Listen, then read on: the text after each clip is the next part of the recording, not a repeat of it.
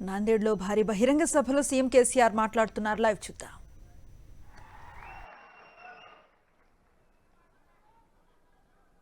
मंच पर उपस्थित नेतागण, महाराष्ट्र और तेलंगाना आज इस पक्ष प्रवेश सभा में आए हुए भाइयों, बहनों, पत्रकार मित्रों, मैं आप सभी को प्रणाम करता हूं.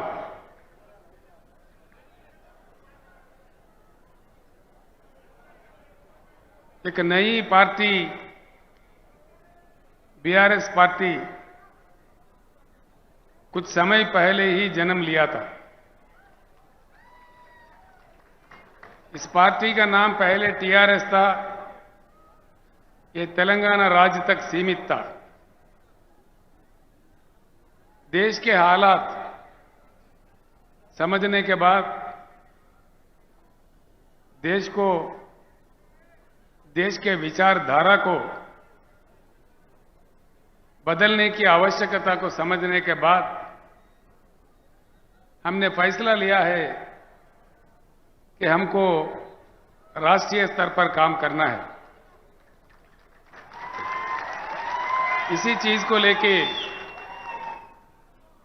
हमने बीआरएस का उद्घाटन किया है. पूरे देश भर में काफी समर्थन मिल रहा है. मैं एक विनम्र पूर्वक आप सारे लोगों से प्रार्थना करना चाहूंगा, खास तौर पर हमारे पत्रकार भाइयों से भी. मेरे बात जो भी आप सुन रहे हैं, यहीं भूल मत जाइए, यहीं छोड़ मत जाइए. आप वापस अपने गांव या अपने बस्ती, अपने शहर में जाने के बाद जरूर इन बातों पे चर्चा करें. ये मैं आपसे चाहता हूं. इस बात की इस देश में बहुत सख्त आवश्यकता है. देश की विचारधारा में, देश के सोच विचार में, देश को चलने चलाने में एक बड़ी परिवर्तन की आज आवश्यकता है. हमको आजादी मिले 75 साल गुजर गए. सरकारें कई बने, नेता कई आए, आमदार, खासदार, मंत्री, मुख्यमंत्री, प्रधानमंत्री कई बने. उनको हम ही लोग बनाते गए. एक बात पे विचार कीजिए. भाषण तो बड़े लंबे लंबे आते हैं, कई बातें सुनने को आते हैं. सिंपल बात है, सिंपल बात. ये कोई रॉकेट साइंस नहीं है. मैं जो बात आपके सामने रखना चाह रहा हूं, ये कोई रॉकेट वाला मामला नहीं है. बड़ा साइंस कुछ भी नहीं है इसमें. मामूली बात है. 75 साल के आजादी के बाद इतने मुख्यमंत्री, इतने पार्टियां, इतने सरकारें, इतने प्रधानमंत्री बनने के बाद आज देश में ना पीने को पानी मिलता है, ना सिंचाई को पानी मिलता है, ना बिजली मिलता है.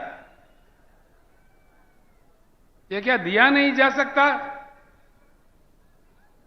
ये है, उसकी इन चीजों की उपलब्धि नहीं है. चक्कर क्या है,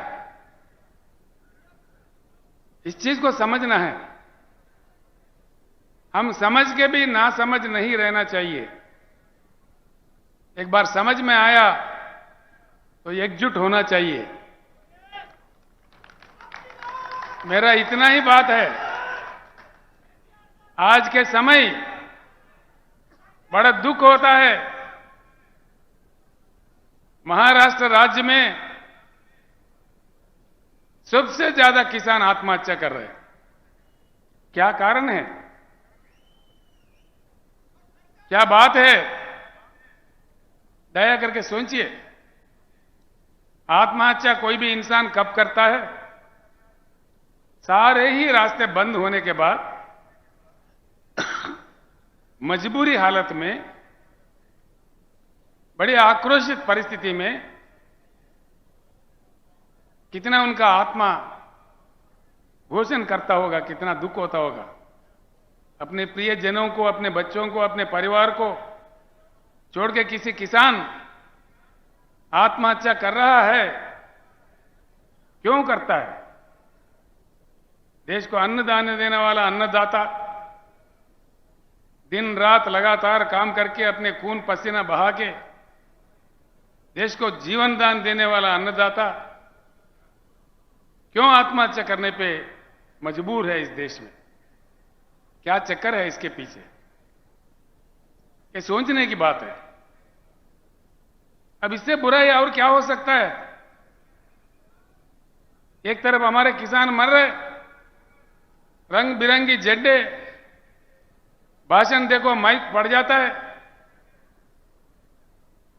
घंटों पर भाषण, असेंबली में भाषण, पार्लियामेंट में भाषण, लेकिन किसानों के जो प्रेत, धान के जगह जो प्रेत उग रहे हैं किसानों के खेत में, इसमें रुकावट नहीं आ रही है। इसीलिए बीआरएस का सबसे पहले नारा, हिंदुस्तान में पहली बार किसी पार्टी ने कहा है, वो बीआरएस पार्टी है, अब की बार किसान सरकार।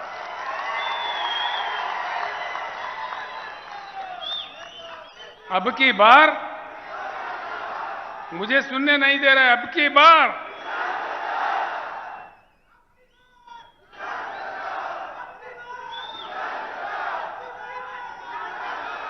ये बात अगर हमारे किसान समझे,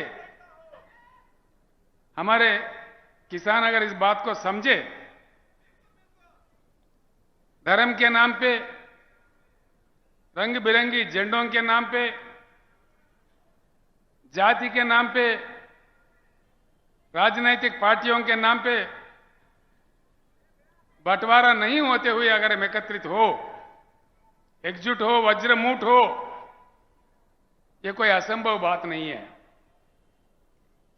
सिंपल बात है, इस देश में किसानों की संख्या 42% से ज्यादा है।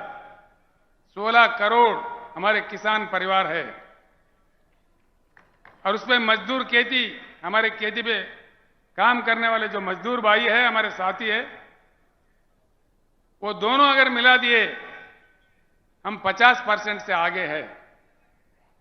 सरकार बनाने के लिए इससे ज्यादा ताकत नहीं चाहिए। एक ही बात, गांव में जाके चर्चा कीजिए आज रात में, आज में, कल में, जब आपको टाइम मिले, अपने दोस्तों के साथ, अपने किसानों के साथ संजीदा बैठ के चर्चा उठाइए। क्या केसीआर ने आके नांदेड़ में ऐसा कहा कि यह बात सच है कि झूठ है? मैं इतना ही आपसे प्रार्थना करता हूं, जो लोग समझते हैं बात को एक दीप से दूसरा दीप जलाए जैसा, बात को फैलाना चाहिए, समझाना चाहिए। मुझे पूर्ण विश्वास है, भारत बुद्धिजीवियों का देश है, बुद्धुओं का देश नहीं है।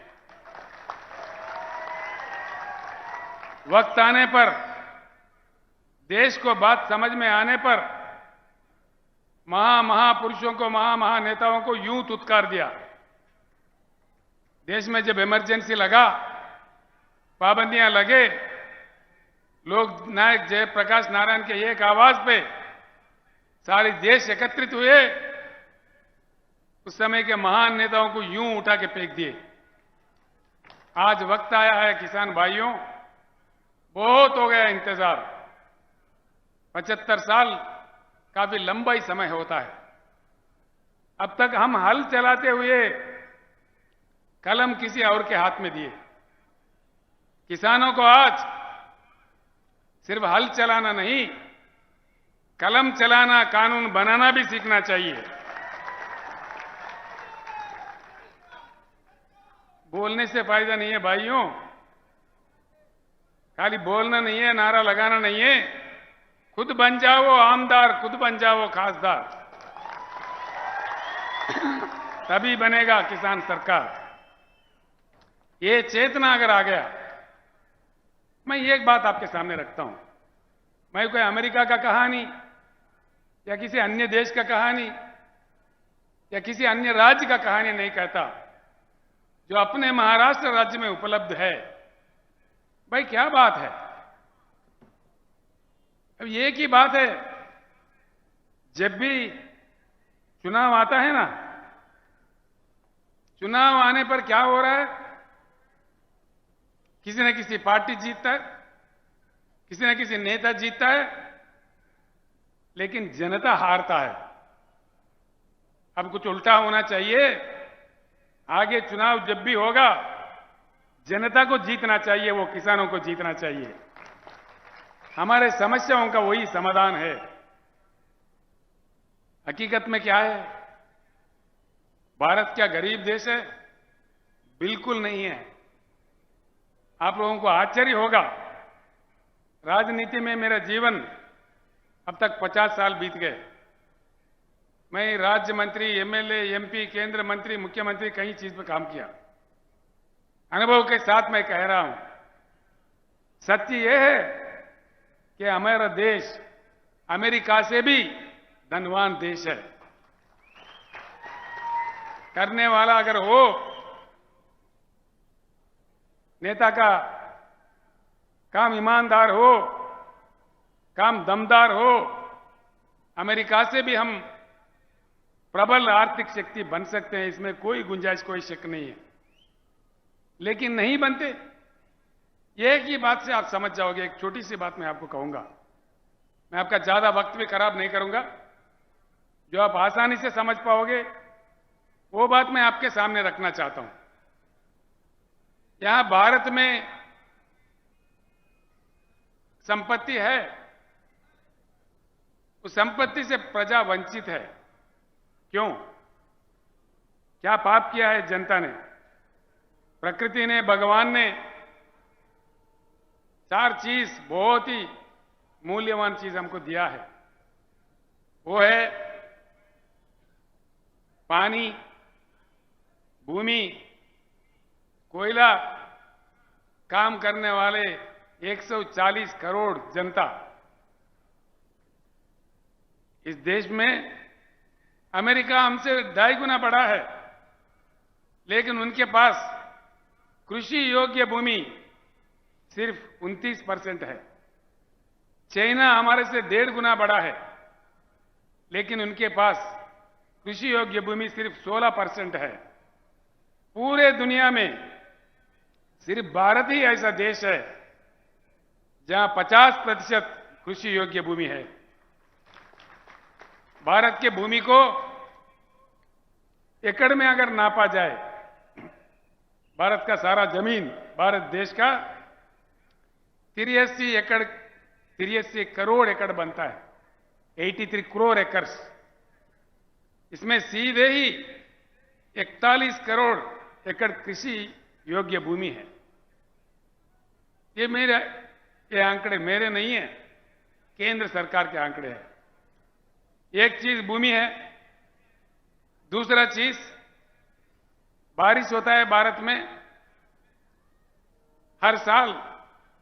ये भी मेरे आंकड़े नहीं है, सेंट्रल वाटर कमीशन के आंकड़े हैं। 1,40,000 टीएमसी की बारिश होती है इस देश में, 1,40,000। इसमें आधा बारिश होने के समय में आधा प्रतिशत इसमें बाष्पीकरण होता है, इवापोरेशन होता है। बाकी 70-75,000 टीएमसी शुद्ध पानी हमारे नदियों में बहता है, कश्मीर से लेकर कन्याकुमारी तक। आज तक हिंदुस्तान में आजादी से लेकर आज 75 साल तक पानी अगर उठाया तो सिर्फ 20-21,000 टीएमसी का उपयोग हो रहा है। बाकी 50,000 टीएमसी का पानी समंदर में बह जा रहा है। ये भी मेरे आंकड़े नहीं है, सेंट्रल वाटर कमीशन के आंकड़े हैं। 50,000 टीएमसी समंदर में जाता है। नेता हमारे तमाशा देख रहे, सरकारें हमारे तमाशा देख रहे। कोने कोने में पीने का पानी का किल्लत। महाराष्ट्र मुझे बड़ा अजीब लगता भैया। महाराष्ट्र से कृष्णा निकलता है, गोदावरी निकलता है, यहां प्रवरा नदी है, पूर्णा नदी है, पेनगंगा है, वेनगंगा है, वारदा है, पंचगंगा है, घटप्रभा है, मंजीरा है, भीमा है, प्राणहिता है, इंद्रावती भी है और छोटे छोटे कई नदियां हैं। महाराष्ट्र राज्य में पानी का किल्लत क्यों? इसलिए इसके कसूरवार कौन है?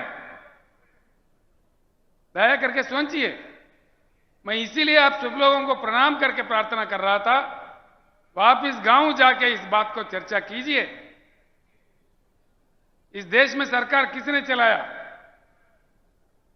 75 साल में ज्यादा से ज्यादा समय 54 साल 54 इयर्स कांग्रेस ने हुकूमत की इस देश में।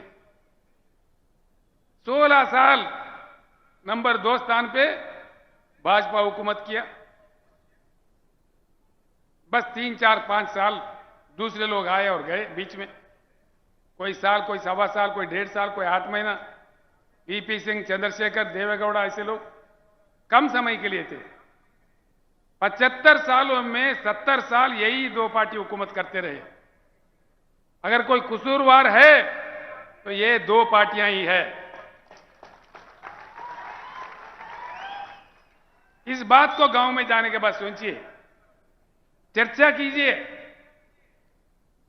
ये लोकतंत्र है, लोकशाही है, हम अपने बात रख सकते हैं। हमारे संविधान इतना अधिकार हमें दिया है। ये हम किसी के व्यक्ति के ऊपर निंदा नहीं कर रहे हैं। जो इतिहास चला उसको साफ बता रहे हैं। अब देखिए, कुछ हल निकला, कुछ समाधान निकला। कांग्रेस गया, बीजेपी आया, भाई वही भाषणबाजी। कोई ये बात तो कोई वो बात। तू कितना मैं कितना, तू कितना का आया मैं कितना का आया, तेरा वो घोटाला तो मेरा ये घोटाला, तेरा अंबानी तो मेरा अदानी।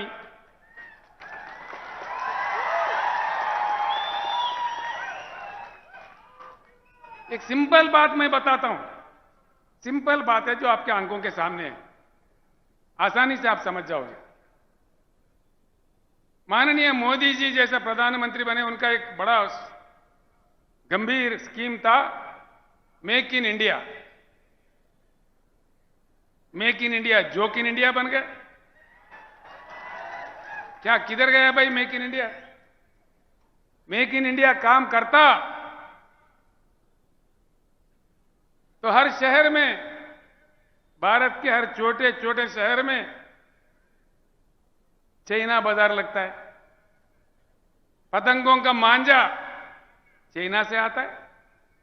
दीपावली के पटाखे, होली के रंग, दीपावली के दिए, आखिर हम पूजने वाले गणेश मूर्तियां, हमारे राष्ट्रीय ध्वज तिरंगा, ये सारी चीज चाइना से आते हैं। भाई घरे घर, गांव गांव, गली गली चाइना बाजार लग रहा है, तो कहां गया मेक इन इंडिया? चाइना बाजार क्यों लगता? भारत बाजार लगना चाहिए ना। बस ये बात सच है। नांदेड़ में कितना चाइना बाजार है गिन लीजिए। आप परमनी में जाओ, अकोला में जाओ, कहीं भी जाओ, सारे ही देश में, आप उत्तर प्रदेश जाओ, तमिलनाडु जाओ, तेलंगाना जाओ, आंध्रा जाओ, हर शहर में छोटे बड़े सब में चाइना बाजार लग रहा है। ये क्या हो रहा है देश में? कब तक ये बात चलते रहेंगे? ईमान से सोचिए, दिल से सोचिए। मैं इसलिए बार बार आपसे कह रहा हूं, मेरे बातों को सुन के यूं मत छोड़ दीजिए। मैं आपका भाई हूं, आपका बेटा हूं। मैं दुख दर्द से यह बात कह रहा हूं। ये बात जरूर सोचिए, चर्चा कीजिए।